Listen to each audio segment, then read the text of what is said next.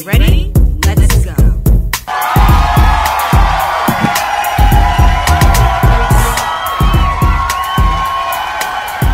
Welcome, welcome, welcome. You are now tuned into another amazing edition of Sanya on Air, and I'm your host, Miss Sanya Hudson. And how do I start off each and every single show? You guessed it, I have another great show for you. Before I tell you about today's amazing lineup, you know I always have to give a huge, enormous shout out to my loyal listeners tuned out in Augusta, Georgia on 12:30 a.m. The Blaze, home to shows of Sanya on Air, D.L. Hughley, J. Anthony Brown, Cheryl Underwood, and Al Rucker. You can catch me on 12:30 a.m. The Blaze every Tuesday, Wednesday, and Thursday from 7 p.m. to 8 p.m.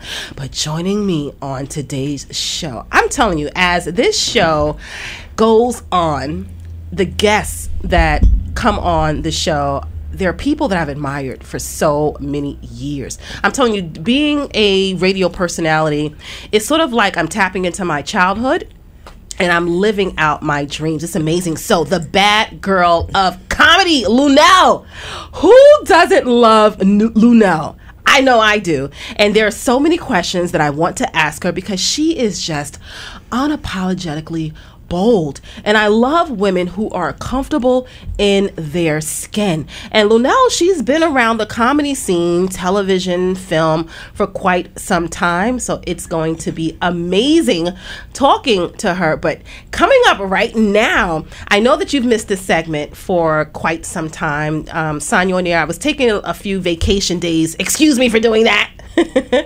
And then the lineup, I just had to, go back to the waiting list. So Sanya on Air has really been doing some good things, but I have to sometimes get back to me. And I probably should have done that today. I'm not feeling too well, but we're going to push through this show as if I'm feeling 100%.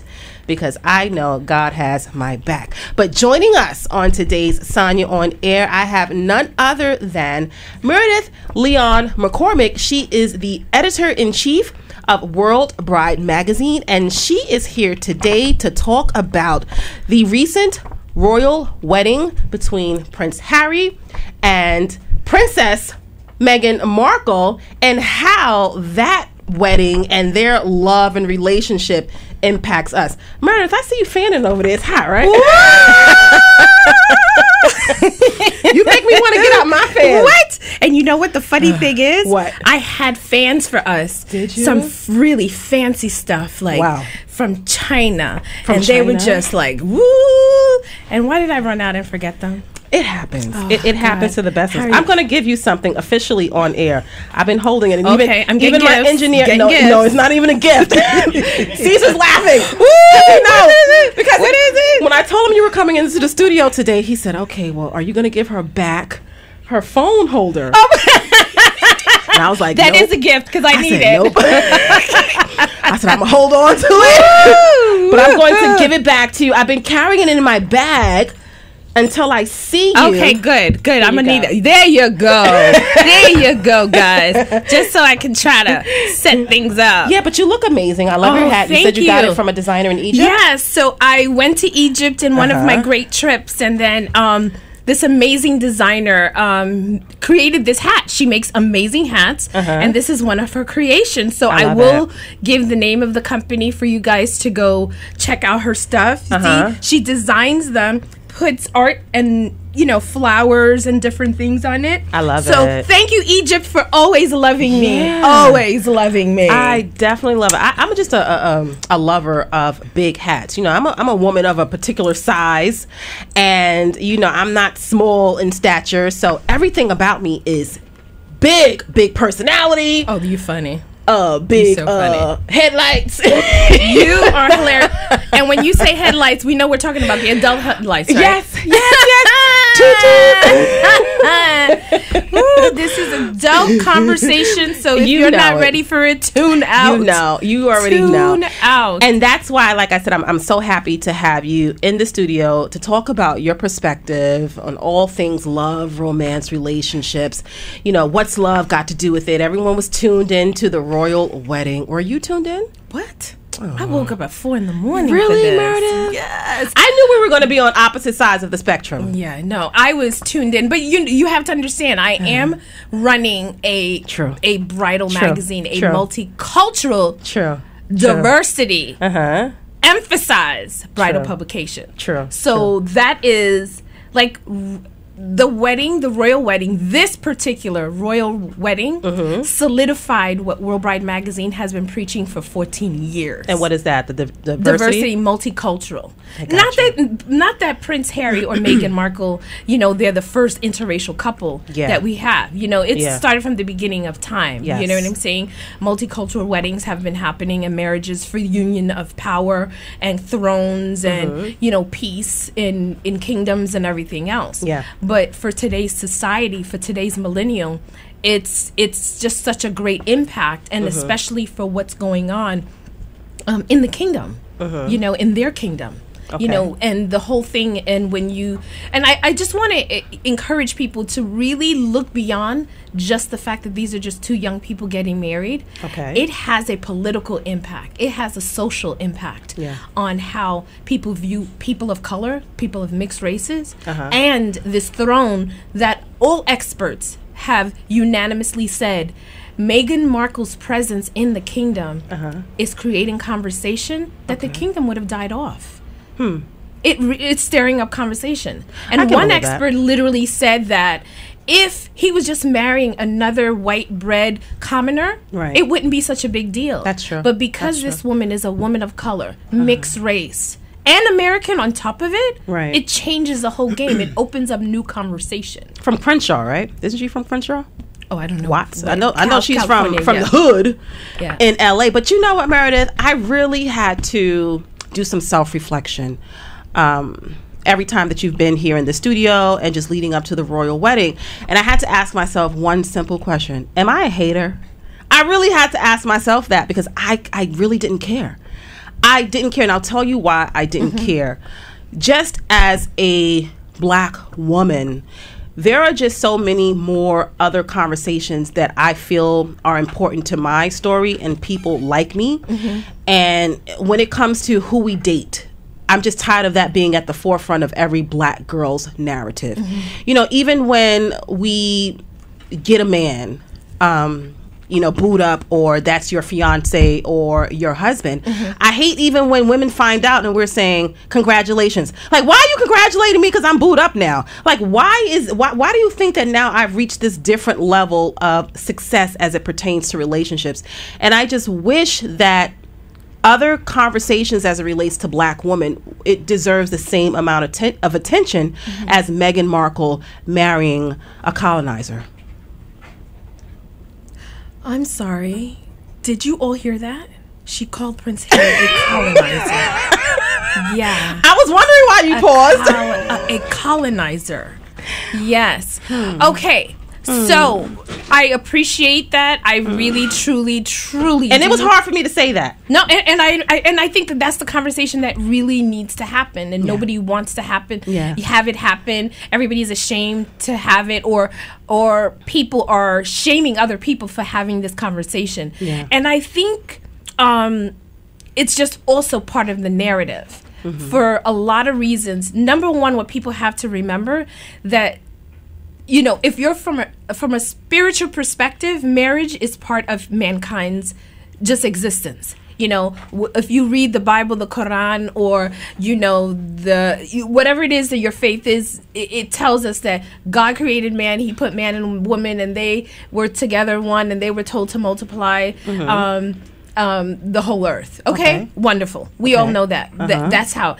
In society, in modern society, it was also marriage. It was also the way a woman was defined, because she either belonged to her father or she belonged to her husband. You know what I'm saying? And I have a problem with that. And we get it now. It is a problem. It is a problem because, again, I believe it is become of abuse of power. Yes. Because these men were not supposed to have us to abuse it. They were to have us to protect us, to provide for us. Because if you look at the book of Psalms, it tells of this qualified woman that makes a wife, a great wife. She was a leader of her home. She was a businesswoman. She was a caretaker. She was making major decisions. She was running her household. She made her man. You know what I'm saying? She made him the best man that he was. Right. You know, it wasn't about just this woman making babies and everything else, but she was revered. But somehow the dynamic shifted. Yeah. And we became this lesser than thou thing that they can own, dictate, and, you know, abuse, which is unnatural. And thus the conflict that we all have. So when you talk about that, I don't think you're a hater because they got married. No. I think it's more of the fact is now you care about this black girl because she's attached to this white man. Yeah. And that is the major problem that I find intelligent women like you are having. Thank you for clearing that up for me. Yeah. You know, and for black women that marry black men, does that make us less valuable because we marry black men? Right. You know, so that is a serious problem, and it's a valid reason. Okay. And thus the reason why we opened up this conversation, and during the week of the Meghan Markle wedding, and while we were reporting it, I had an opportunity to interview an Arab man, because I feel in this society that our the Arab race also has other stigmas attached to them, marriage and women and lack of equality and so on. So I interviewed Mr. Alan Bender, who is an Iraqi raised in Kuwait, and he is now in Toronto, married to a woman outside of his race, a Canadian white woman. Okay. He says the family had major problems with him marrying her. I know. One, she's a white woman, and what they thought of him, the sacrifices they had to make, because at the end of the day, we know what they call Arabs. We know they're just another the letter N word. Do you know what I'm saying? Okay. So he had to contend with that.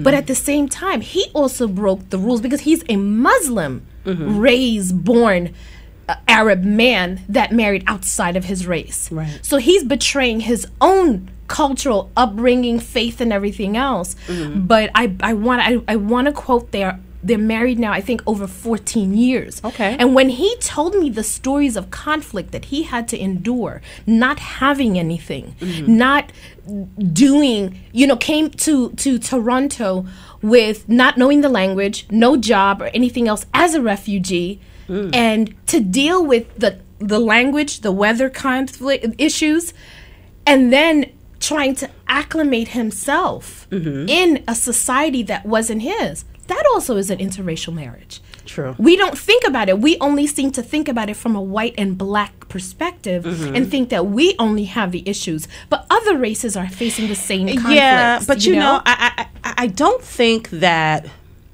well, intellectual people or people who are just well-versed in world issues, I don't think that, people believe that we are the only ones that are having issues, or diversity just means black and white.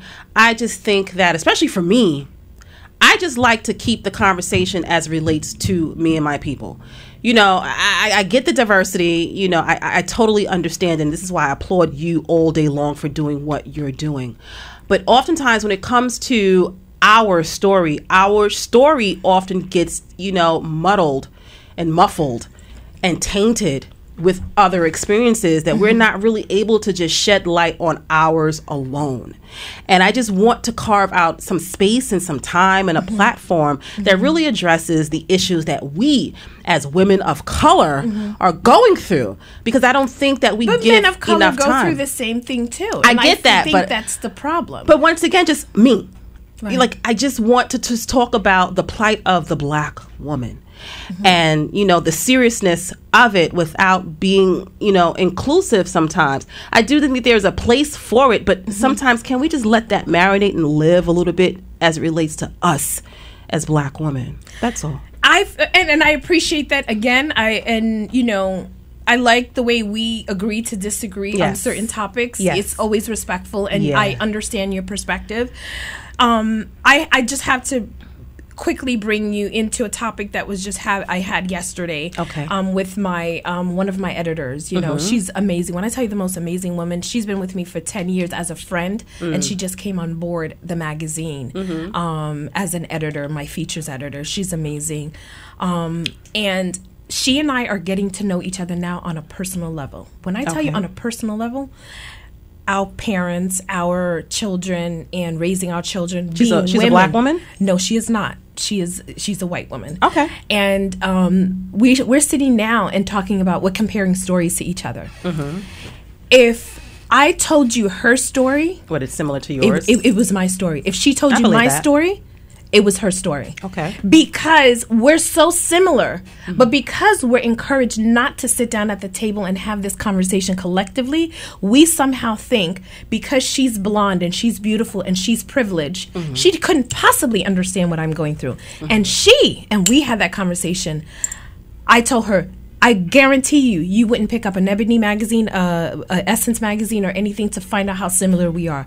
She goes, you know what? You're probably right if I didn't love magazines as much as I do, but because I love magazines and I am a worldly journalist, I do know what's going on. But I have to agree with you that my other counterparts may not have picked up these magazines to understand that we as women have more in common than we don't. Yeah. So my only fear with what you say, not discounting it, is not that you wanted to focus on us. Like, hey, pay attention to me right now.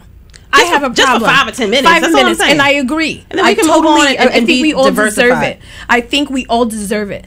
But what I think the problem is when we start to isolate it and make it seem like your problems and my problems are the only ones, we're the only ones facing it. So now I start to doubt myself. I start to question, what's wrong with me? I start thinking that I'm crazier than I really am. Right.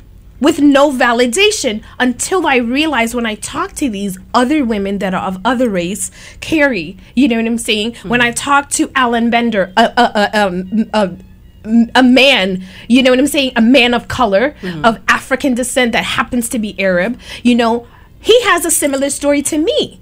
I'm thinking, oh, you're a man, you're white, you're this, you look white, you could pass for white. Go ahead, you got it made. You couldn't possibly be able to compare and understand what I'm going through. Until I sat down with him for 4 hours at the Four Seasons Hotel, talking about how similar he comes from poverty, didn't have anything, and raised now to the point where he's talking to kings, 4 kings, in Saudi Arabia? Come on. But you know, I get it, Meredith, and I definitely understand and agree with everything that you've said. The only thing that I'm saying is before we get to that, can we just, you know, allow what we're going through to just live and breathe without, you know, bringing in other narratives. There is, you know, a time and a place for everything, and I do want to have that inclusive and that diversified conversation.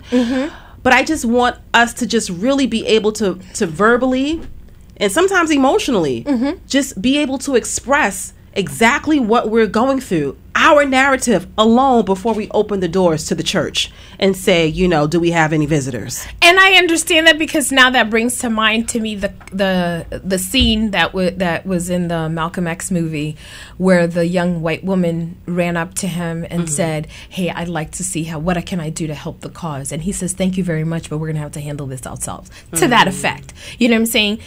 Because he believed that we needed to clean our own house first before we could let anybody else. We had to fix ourselves. And then, so you bring up an amazing point.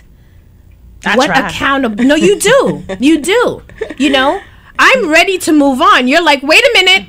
There's certain things we haven't handled yet. We need to move that couch and get that dust underneath first. Exactly. And then that is where me included, I have to take accountability for what I'm not doing in my community, in my society. Me too. To elevate my own race, myself, and Black Lives Mattering within my own circle. That has to be fixed before I can go out and say, okay, we're all multicultural and everything is happy. Look at my white girlfriend. Look at my Arab friend. It's not going to work if I don't address the issues that are there. And I think that's what women like you not offended or just, wait a minute, why does her marriage matter so much? Yeah. It's like, we know, I mean, I can name, Angela Bassett and Courtney that are married for years, Ozzy and Ruby who were married for years, Right. Do we celebrate them to the same degree Nope. that we're doing that? Nope. And I get it.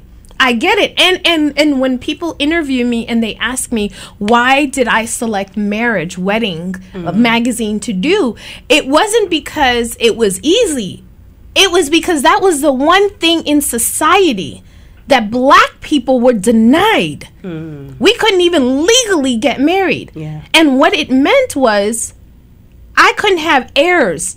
I couldn't pass anything to my children. Right. Because society judged me based on my status in life through marriage. And wealth was passed on through marriage. And you know what? Just to bring up something else, I recall just so many media outlets saying that because Meghan Markle was able to marry a prince, now it sends a message to every black girl that you can marry a prince too.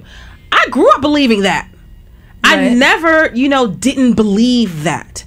Right. So it's just like, once again, society, when they send out these messages, I'm just like, well, you need to catch up to us, because that's not our real narrative. Like, my friends, we knew that we could marry princes and kings. Right. So when they said it as if it's true and now it's believable, I'm just like, that we always believed. No, and I know models. I know there's a beautiful model, Keisha. Obama. Yes. Thank you, Keisha. Caesar. Like, Keisha, literally, she's a beautiful model. She was a African-American model, and she married a Nigerian prince. Black woman marrying a black royalty. Do you know what I'm saying? It does happen. Yeah. But I think because we live in a society that's so black and white. white, or other and white, I get you. we've allowed society to define us by what white person is in our arm. That's true. Because I know That's true. if you go to Jamaica, there's blacks and Chinese all marry. Yeah. Arabs and black marry all the time. I know right now a journalist that's right here based in Brooklyn. He's Egyptian, an Egyptian journalist. He's married to an African American woman that has beautiful kids. Right. But we don't look at that as something celebratory. But yet, when Meghan Markle, a light-skinned, mixed race, marries a white, then all of a sudden that's made something. the news, and people waking up at 3-4 o'clock in the morning. But I really think no. But you know what? I really think it says something more about the kingdom, the royal family, because it was such an all-white institution, the firm, that to have and she's not the first black princess. Right. If we do our history. Right. She's not the first black princess in Duchess in the kingdom, the British kingdom. Yeah. So we have to do our homework to see. But I feel like every couple of centuries there needs something to shake things up a little. Yeah. And this century, for the millennials, this is about shaking things up right now. It did, and it's timely. It did. I will say that for this generation, it gave them something tangible to witness and see. Absolutely. I can definitely agree with that. Yeah. So I think that's really what it is. And for women like you to have that conversation and say, I'm happy for her, but I already had this. Yeah. I had royalty, and I was always royalty, and I was always encouraged to be royal. Yes. You know what I'm saying? Yes. And then for me, I celebrated this because I told you they existed. What's wrong with you? Y'all was sleeping for 14 years. Oh, you didn't think it was going to catch up? Watch. Here you go. Boom. So thank you, Meghan Markle and Prince Harry, because they brought in something to my conversation of saying this has always existed. Cleopatra and Mark Antony. Yes. You know what I'm saying? That existed. Yeah. So Queen of Sheba, you know what I'm saying, with King Solomon. Why are we... You better give my people a history lesson. It's like, do your homework. Don't come here with me and tell me that, hey, you know what? This is monumental for your kingdom, for your time, because in your lifetime, you had never seen it, just like the Obamas, President Obama did to American society. Yeah. So it's just, I think it's like another ticket to be woke. Yes. Yes, it is. Another ticket to be woke. I like that. I like that. You put a lot of things into perspective to me, because I told you I was just really doing a lot of self-questioning and asking myself, am I correct in believing those things, and am I hating? I just view relationships in a different capacity, and I even teach my daughter just a little bit different. And you should. Yeah. I'm not telling my daughter to run out and go find her a white prince. Yeah. That's not my narrative to my child. Yeah. But that is what I can say. Unfortunately, it is a narrative that many black girls are told. It just wasn't my narrative at all. Little girls, black girls are taught to believe, you grow up and you marry someone. And that's what they're destined to have their purpose for. I think this is my next guest. Yes. Yeah, but we're definitely going to finish. Oh, honey, I'm here. The conversation. We're going to chat. I love it. I got to let that hat live. I'm feeling that hat, hunty. Okay? And you bought. Thank you, each. And I brought you gifts, honey. I brought you candles to set the tone. Really? Woo! The last World Bride magazine candle that you gave me, I absolutely loved it. Oh, I'm so glad. I burned it just about every day. I think the candle was gone. Oh, okay. I think the candle was gone in about 2 weeks. That's how much I used. Oh, good. So that was a listener. Are they still on the line, or? That's awesome. Hey, listener. Hi, listener. How you doing? Can I have your name and the reason why you're calling? Hello, listener. Okay, they hung up. I guess they were shy. They'll call back. They'll call back. No, I brought some really good gifts because during the Meghan Markle weekend, I had a whole weekend of activities because we had our contest. It was 7 brides. I went around for 5 months. Every weekend, I was in another state. And we selected women. And can I pause? Because I just wanted to add this to you. I know people don't really understand the dynamics in the studio. But I have my back to you, but I'm looking at you right here. I just want you to know that. I'm comfortable. I'm looking at you, okay? I'm comfortable. Go ahead. So you had a contest? So we had this contest, and we do it once a year. And the contest is where we invite 7 women that are actually getting married to enter and win an opportunity. Something like that because you all went to the View. Yeah. Okay. So that was the whole weekend. So we specifically picked it to shoot the cover. And these women are going to be the cover of our mag. They're covers. These are real women. They're not models. They're not celebrities. Oh. They're our celebrities. So we got these 7 real women of different nationalities that are getting married, and they are going to be featured in the cover of the magazine. Oh, that's cool. And when I said from Friday night, they were right here in Brooklyn. They stayed at the Brooklyn Sheraton Hotel. Really? And we just kikied, had a little cocktail party reception for them. Then we took them to a couple of local Brooklyn businesses, a couple of local Brooklyn restaurants so they could chill with us. And on the last day, we surprised them. And took them to the View. Oh, that was nice. One of our sponsors brought us candles and gifts. So they gave them these amazing candles, and I took one for you. Oh, I love it. So when I tell you it's one of the best candles, I love a candle. It's a Belgian-based company. Okay. But what I liked about them is the glass is blown in Italy. Really? But there's a covering for the candle holder that is hand embroidered. Can you take it out of the Africa. Box? I definitely want to see. Let me try it. I need to see because I'm about to see my boo snack. And I want to see if I might light that candle. Okay. Wait, did you say boo snack? Let me tell you the story. Oh my God. Let me tell you something. I got that from my parents' pastor. Okay. I told them that he might be living a different lifestyle, but that ain't my business. So anyway, the pastor is in the pulpit preaching. I'm trying to get my Sunday service on. And the pastor asks all of us, do you have a boo snack? Oh my God. I said, wait a minute, pastor. What are you talking about? But a boo snack, I love. Oh, isn't this gorgeous? Oh, yeah. Yeah. Isn't this gorgeous? Take a look. Can smell it. Isn't it lovely? And I'm sick too, but I do smell it. So that's it's one of the most lovely candles that I love, and it really. I just wanted to bring it to you as a gift. because they gave it to all our girls, our 7 girls that are going to grace our covers for the summer issue, which we're really super excited about. I love it.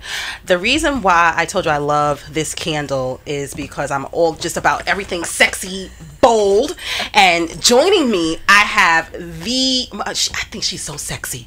I think she is so sexy. I just love a woman who is comfortable in her skin. Yeah, confident. None other than the bad girl of comedy, Lunel herself. Queen Lunel, how are you, my sister? Good morning, darlings.